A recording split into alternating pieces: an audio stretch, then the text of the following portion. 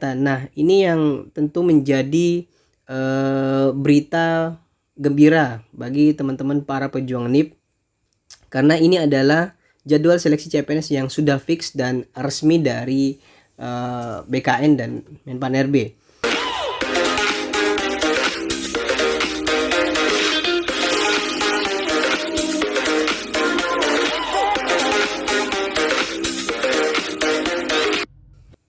Assalamualaikum warahmatullahi wabarakatuh. Halo teman-teman para pejuang NIP.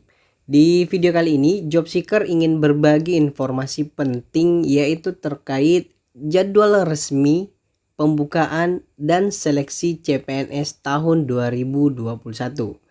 Nah, di tanggal 6 Mei 2021 yang lalu, telah diadakan rapat virtual persiapan pengadaan CASN tahun 2021 di pemerintah daerah.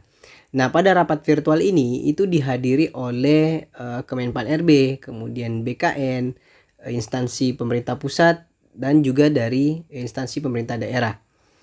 Nah, dalam rapat virtual itu ada beberapa hal yang menjadi pembahasan, mulai dari progres penetapan, jadwal kegiatan, persiapan, ketentuan, dan tata cara unduh penetapan kebutuhan.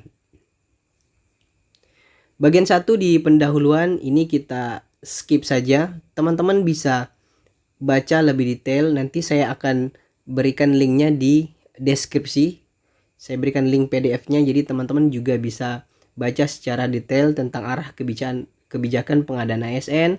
Kemudian mekanisme pengadaan ASN di sini mulai dari analis jabatan, analis beban kerja yang dilakukan oleh instansi pemerintah, kemudian dilakukan usulan kebutuhan. Kemudian penetapan kebutuhan oleh Menteri Pan RB, Menteri Keuangan, dan Kepala BKN, yang selanjutnya dilakukan proses pengumuman, seleksi administrasi, seleksi kompetensi oleh BKN, kemudian penetapan hasil akhir seleksi oleh Panselnas, penetapan nomor induk oleh BKN, dan pengangkatan oleh instansi pemerintah. Kemudian di siklus perencanaan dan pengadaan ASN, di sini teman-teman juga bisa baca detailnya ya. Ada PP 11 tahun 2017 tentang manajemen PNS, dan PP 49 tahun 2018 tentang manajemen P3K yang mengatur apa saja. Kemudian di bagian kedua ini ada progres penetapan. Nah, dari progres penetapan kebutuhan ASN ini kita bisa melihat bahwa sudah 85% instansi atau pemerintah daerah yang sudah menetapkan atau memberikan informasi terkait kebutuhan ASN di tahun 2021. Nah, di bagian yang ketiga yaitu jadwal kegiatan. Nah, ini yang tentu menjadi berita gembira bagi teman-teman para pejuang NIP, karena ini adalah jadwal seleksi CPNS yang sudah fix dan resmi dari BKN dan Menpan RB. Nah, kita lihat dari jadwal seleksi CPNS ini, pengumuman seleksi 30 Mei sampai dengan 13 Juni 2021. Nah, pendaftaran seleksinya itu sudah resmi dibuka di tanggal 31 Mei sampai dengan 21 Juni 2021. Kemudian seleksi administrasi dan pengumuman hasilnya di tanggal 1 Juni sampai dengan 30 Juni. Ada masa sanggah dari 1 Juni sampai dengan 11 Juni 2021. Kemudian pelaksanaan tes SKD CPNS itu di bulan Juli sampai dengan September 2021. Kemudian juga ada seleksi P3K non-guru sama di bulan Juli sampai dengan September 2021. Dan seleksi kompetensi P3K guru dari Kemendikbud ada 3 tes. Di gelombang pertama atau tes pertama itu di bulan Agustus. Kemudian di tes kedua atau gelombang kedua itu di bulan Oktober 2021. Tes ketiga atau gelombang ketiga itu di Desember 2021. Kemudian pelaksanaan SKB CPNS September sampai dengan Oktober. Pengumuman akhir dan masa sanggah itu November 2021. Terakhir penetapan NIP CPNS dan nomor induk P3K itu Desember 2021. Nah, artinya kalau kita lihat jadwal seleksi CPNS ini itu ada rentan waktu 7 bulan ya teman-teman, mulai dari pendaftaran sampai dengan penetapan NIP CPNS atau nomor induk P3K.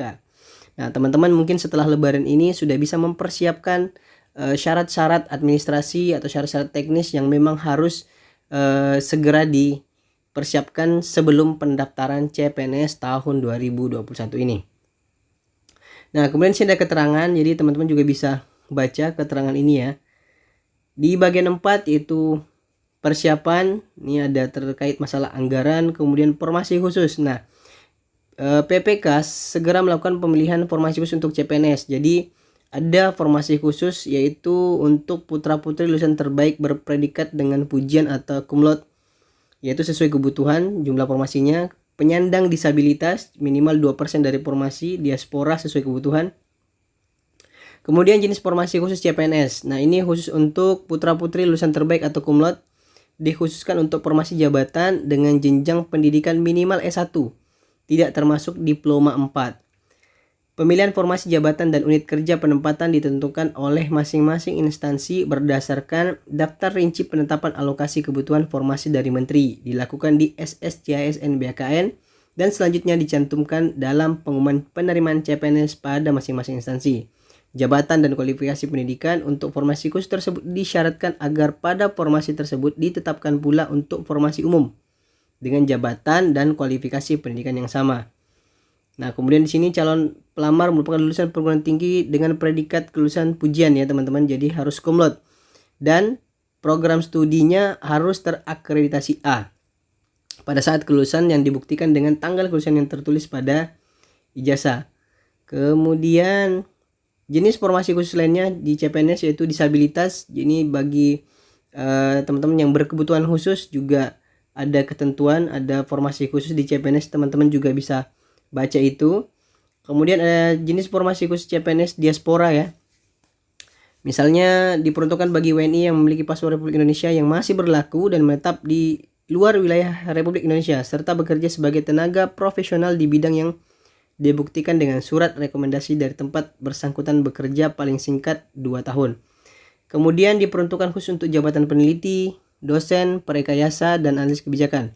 Nah, untuk jabatan peneliti, dosen, dan analis kebijakan dapat dilamar oleh calon peserta dengan persyaratan paling rendah lulusan S2.